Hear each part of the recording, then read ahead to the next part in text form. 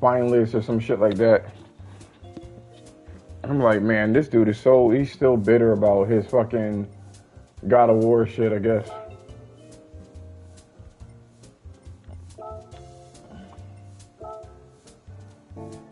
Okay. Did you hear me?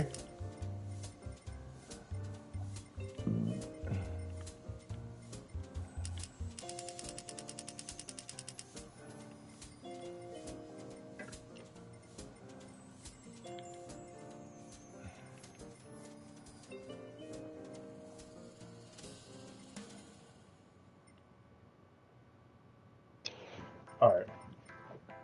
I said, so David Jaffe's talking about some Sony is spineless and some shit like that. Did you hear about that? Filing. Nah, what did he say? Spineless. Spineless? No, I didn't hear that. What did he say? He was on the show with, like, I think with Destin. And I think it has something to do with God of War. I mean, you know, I guess they don't have any balls anymore, basically. Who, Sony? Yep. They don't have what, because of this whole thing with the Activision deal? No, I don't know what he's talking about. Truthfully, I don't know.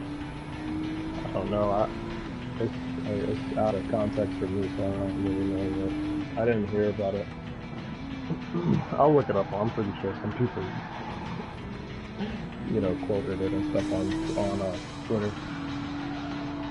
Which is like crazy to me. It's like, it's just something about Sony being like, and I'm assuming because they're not taking risk or whatever. Maybe they, you know, I'm like, here's a wokest fucking person. I think it has something to do with God of War, truthfully. It could be, man. I don't know. And you said he was talking to Destin? Yeah, he was on the show. Okay. Yeah, I'll have to look it up then. This dude's another one dancing for clicks. Oh yeah, man. He's probably like a lot of other people, man, where he's probably taking the side of, like, you know, basically penalizing Sony for doing what they're supposed to be doing, man. And it's funny, man, you never hear you never hear the same arguments when it comes to Nintendo, man. And you know I love their stuff like that, but bro, you never hear this shit from them, man, about them, you know? On anything. Oh, why aren't their games going to PC? You know? Oh, you know, so they money hat in games, whatever.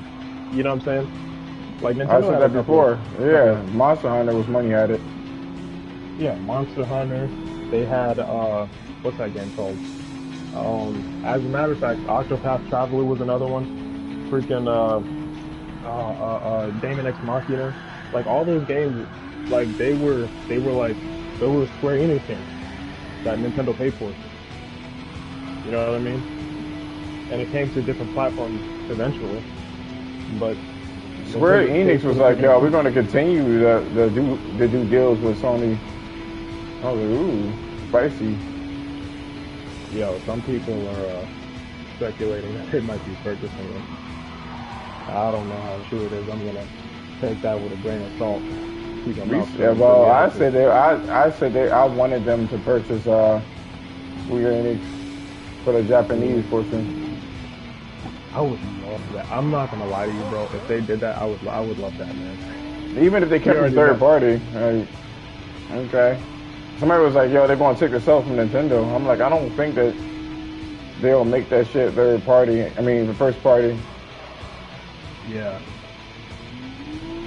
They've been already trying to trim the fat.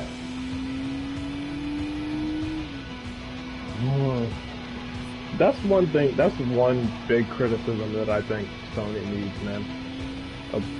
Now, why though? Well, I think that they need to get more Japanese stuff into the I know why.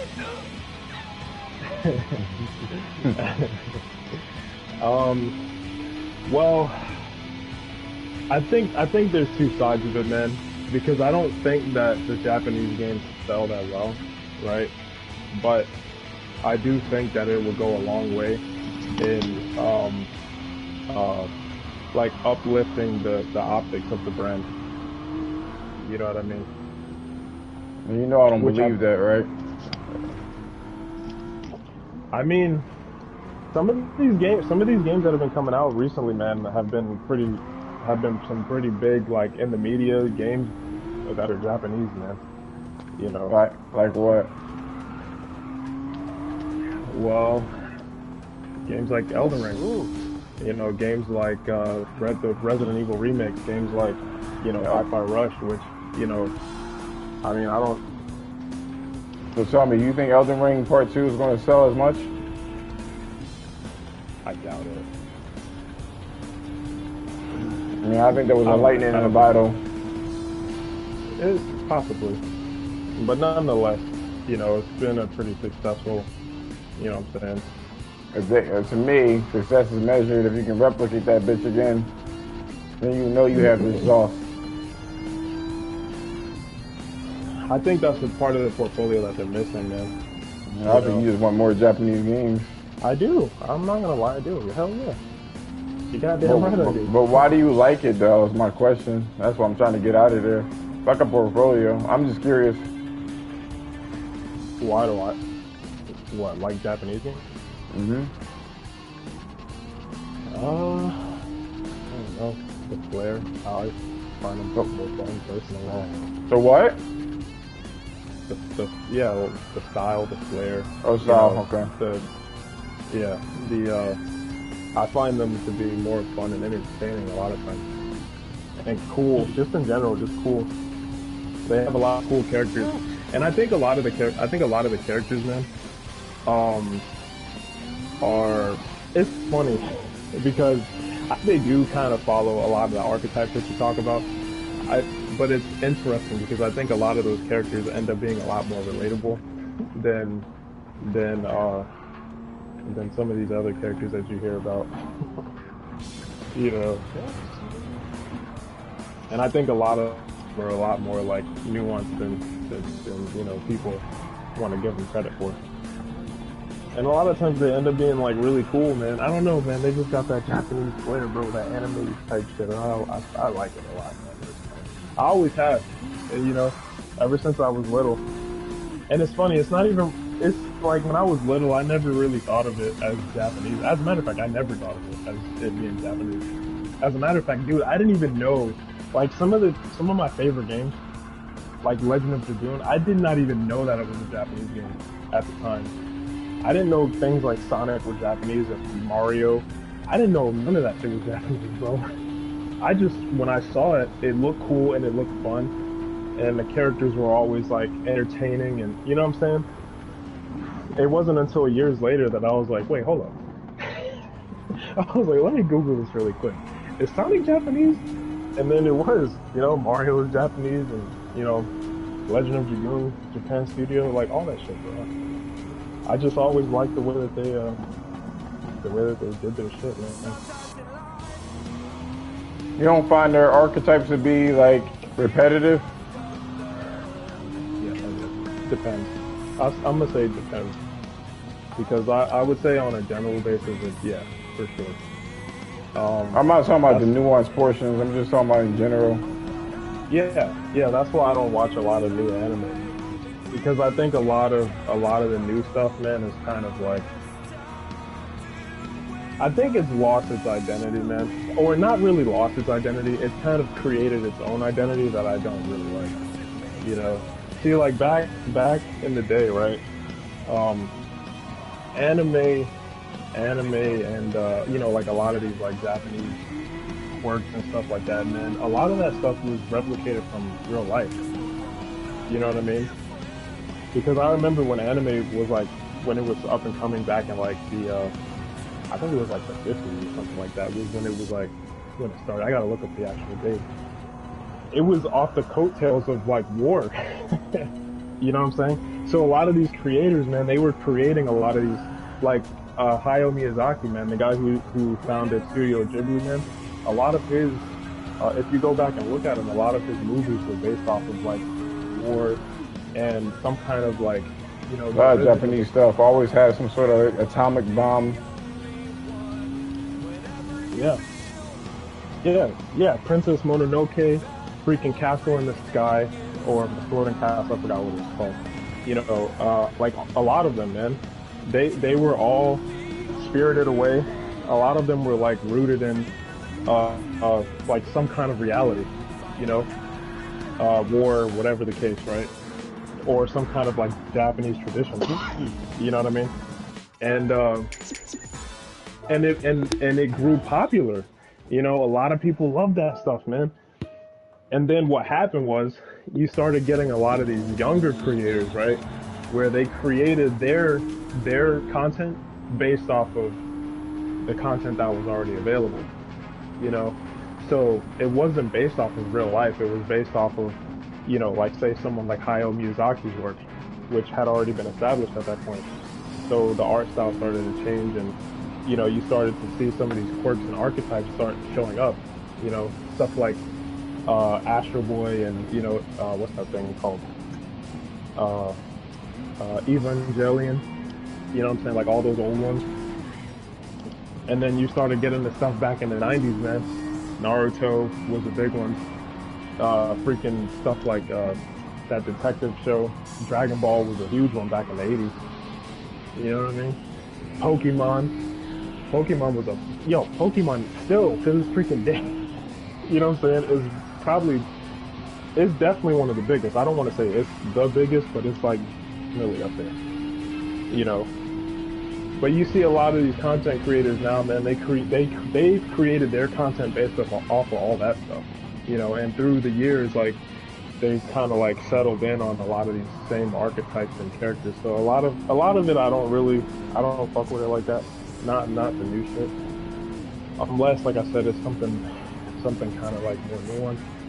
But when they do it right, it's really cool. That's what I like about it, man. I mean, let's just keep it a buck. Humans are full of archetypes in general. It's why women kind of gravitate to reality TV shows and shit like that. They're looking for an archetype because it's entertaining.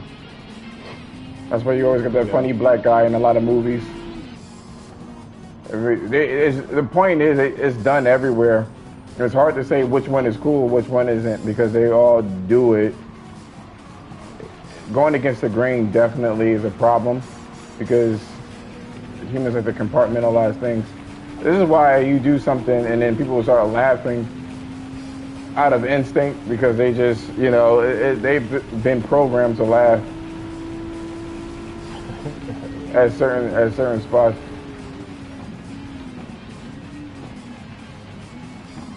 That's just my take on it, though, man. I think that's a part of the portfolio that they need to fill. I just say, yeah. I mean, I concur, but I hate when people like, just like, see, now you're starting to see my point of view when it comes to people with a lot of influence doing stupid shit, and it ends up fucking up games. Games don't sell, or whatever the case is. You know what I mean? Because of the influence of idiots. You know, huh? Destin Gary. Basically, like everybody was talking about some Drive Club was shit. You know what I'm saying? Because they're online component, like, you know what I mean? They literally said the mechanics were garbage, and then people follow suit. That's the sad thing, is the people following suit. That's the depressing thing. Yeah. I think it's even worse now, man, because everybody's so hypnotized by social media, man. That's where they get all their information from. So people create this bubble, man. But people follow suit with it. Like I said before, it's like people want to be in the in crowd so much that they'll just go along with something that doesn't make sense. I think, to be honest with you, that's how Elden Ring got his popularity. People, I don't know why they chose that hill to die on and say that that's the most original game that they played. You know, maybe it was just the first Souls game out of the generation that was a new IP, and it was open world, and you know what I mean. And Japanese people aren't known to make open world games; they're not good at it. Yeah, I can't agree with it being the most original, man. That's to me, that's a ludicrous statement. You know what I mean? It really is. You would have been playing that game to death. Now that I see your playing habits, you know what I'm saying? And it's just like, nah, no. I mean, I think that dude who was in the chat made a I ain't talking about pretty him. good point. No, no, no, I'm just Like, saying. I think he made a pretty good point when it came to like, you know, not that I agree with it, but I think it kind of shows what might be happening. Um, you know, freaking From Software men found a formula that works, and they're not deviating much from it. You know that's what I gonna mean? bite them in the ass. You know, It would have and already started to bite them in the ass if they didn't throw in the gimmick of open world. yeah, yeah, yep. I think the open world thing is what really kind of sold it. You know, and I don't That know, man. and how the It's game is so constructed. Like if it's too hard, you can do something else. it's weird What to you me. mean? Like when I think about it, right? Because the Souls games have been progressively getting more popular, you know, um, like over the years. But I'm wondering, like, why did this one blow up the way it did? You know what I'm saying? It has to be the open world aspect because as much people say that I don't like open world, I was telling him that's the social contagion. They just repeat. They don't even know they're doing it. They repeat everyone else's sentiment. Oh, I'm just so tired of open world games. No, just say that. A lot of open world games nowadays just are not that good. It's very few. That's okay to say. It's not an open Yeah, world game syndrome. It's because like that's ridiculous. I'm so tired of linear games, linear game syndrome. You know what I mean? yeah. If the game is good, it's good. Period. Point blank. I agree, man. God dang, this damn fucking Dodge Viper, man. Get the fuck off the road. You thirsty bitch.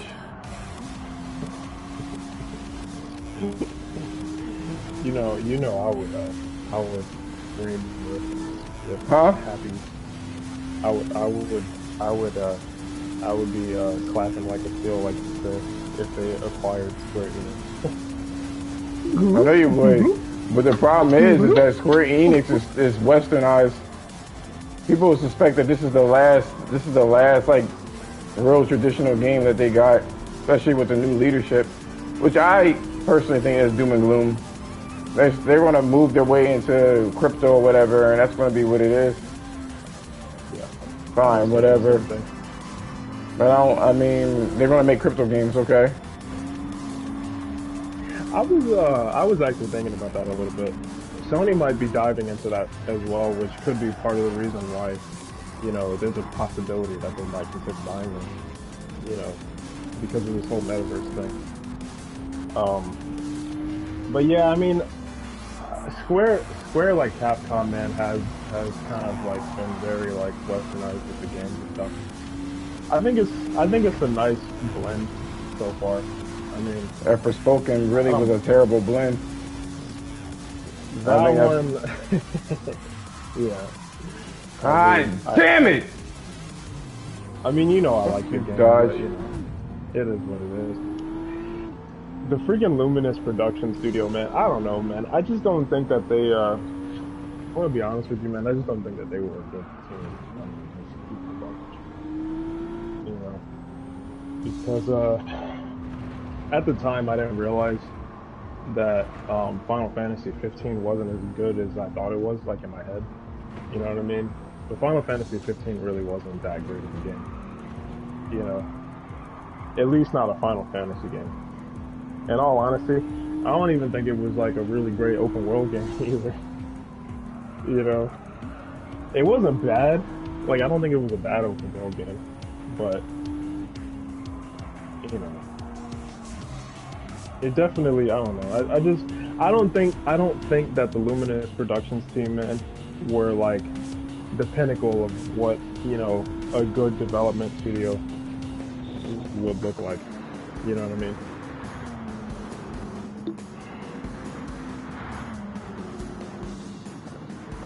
And see, Hajime Tabata was the one who took over development of Final Fantasy 15 and took over Luminous Productions when they created that subsidiary at the time.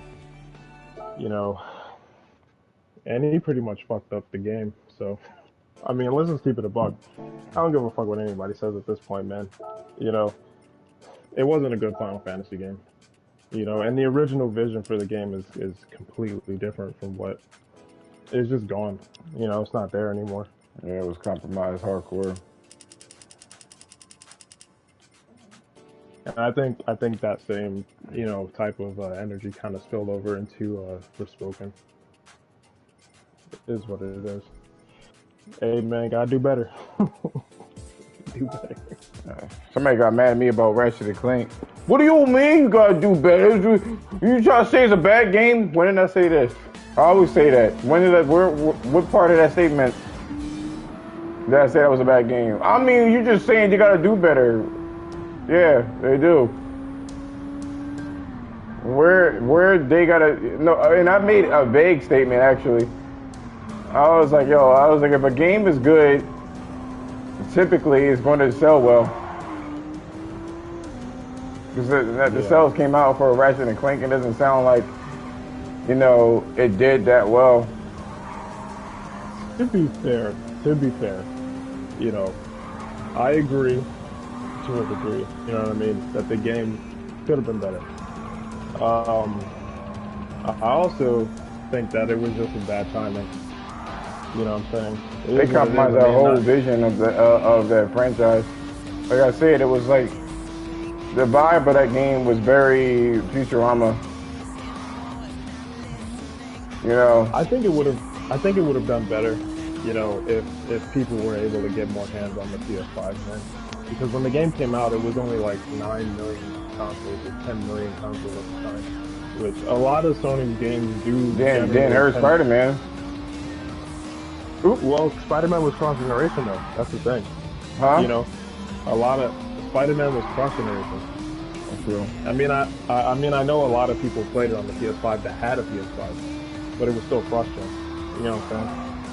So I think if Ratchet and Clank came out if it came out now, I think it would do a lot better. You know what I'm saying? Because more people have their hands on the PS5, and more people would be able to go out and buy it. If they wanted the game, because it's more available. So, I just think, the first couple big games that came out, man, for the PS5, man, just kind of got dealt with bad hand. Because I mean, who would have expected the whole situation with the pandemic and stuff like that, man? Speaking of which, man, I think it hurt everything. You know what I mean? But I'm like, that's so crazy that dude died, yo. Oh yeah. He's not even that old, man. Like, that's the thing that kind of gets me about that, yo. It was like he died of natural causes. BS, man. I don't believe that for a second. The other guy that was on a wire, the other guy that was on a wire, he died from he was fucking with fentanyl. I don't know, man. It seems a little too coordinated for me, man. Like, a lot of like big name people have been dying recently, man. Like, for real. The guy who did the voice for Batman is dead. The guy who did I think it was Wolverine, he died too. The original guy? Yeah, both of them. And then freaking like some old actors like what's his name? Sean Connery. Chadwick Boseman. He had cancer. True, but I'm just saying, man. Like, a lot of people have been dying recently, man. Lance Reddick, I'm like, bro, what the fuck? I think that. Bryant. Well, that was a fucking plane, dude. I know. I'm just saying. Yo, I was watching this thing called gematria, man, where it's like this coded language that uses numbers and mathematics for people's food. Right? Oh, when they die and shit, yeah. Messages. Well, it's like supposedly a code, right? That the elite. I say that with air quotations, right? The elite, are basically communicating with each other, right, through the media. you know, and somebody had decoded a bunch of what you call it articles and newspapers and just pieces of media related to Kobe Bryant, basically predicting the fact that he was going to die at the time that he did. I think The Simpsons said something about that shit too. Yeah. So I don't know, bro. Like I said, I think it was that fucking vaccine, yo. Truthfully, and for Lance Reddick. I think it could be. It's hard to say, but yeah, I wouldn't just judging by that woman collapsed on the ground, yo. I mean, yo, It was like she always has seizures. So I was like, why the hell would she carry her ass on stage? I know. And she hit her head hard as shit, yo. It fractured her skull. Did it? Yeah, I looked up some articles because I was after you sent it to me, I started reading some articles about what happened to her afterwards. Damn, She's like now she's fine, but you saw she was breathing on the ground. She freaking cracked her skull, man. She fractured her skull. Man, that's the thing. That's how you can tell that woman has less dense bones than men. I mean, I know she hit the ground hard, but it still was a wooden ground. Yeah.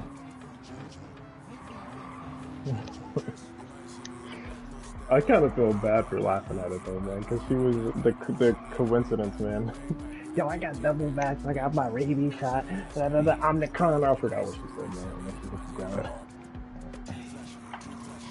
She was like, "Oh, why she say oh before she fell?" I don't know.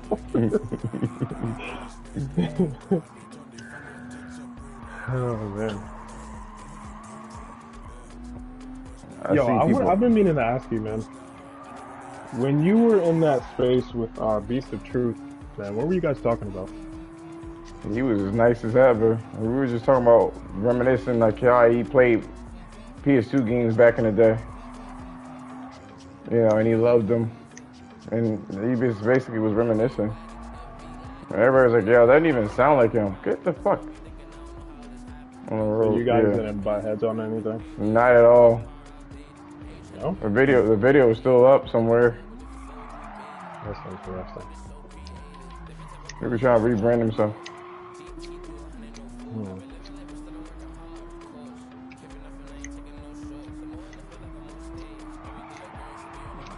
That's another thing too. Going back to what we were talking about, social contagions. Everybody jumped on Gran Turismo because they had to actually play the game.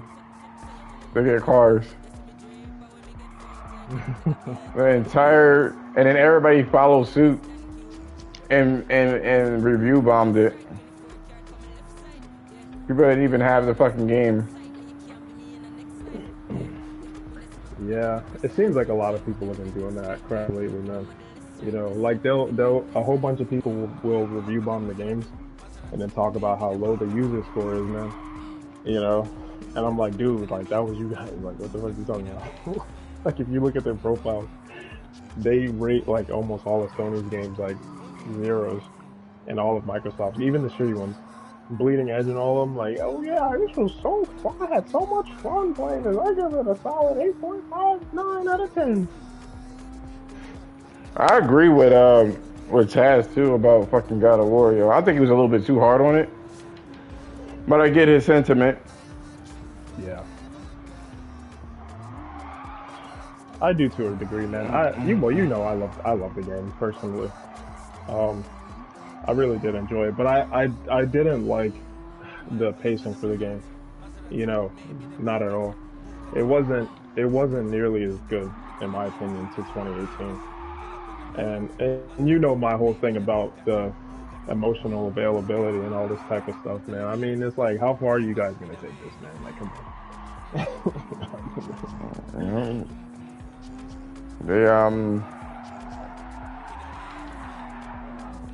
That's how you get that emotional connection. I just hope they need to balance that bitch.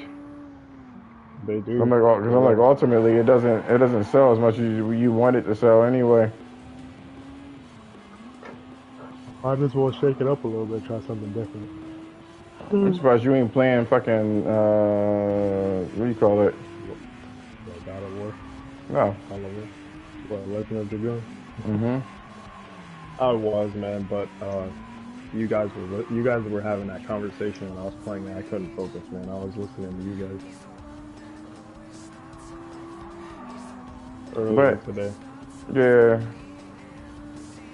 I had a very interesting conversation with a customer today, and just when he said what he said, it just snapped.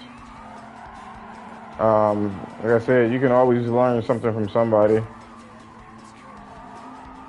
What happened? He was like, "Yo, always hang out with people that are better than you, so it can elevate you. Don't hang out with people that are struggling." And it's like obvious knowledge, but like, if the guy said he makes a, Mannerisms. huh, Mannerisms. huh. Mannerisms. Well, not even just mannerisms. Because he was like, they can put you on. You know what I mean? To the things that you probably wouldn't have access to.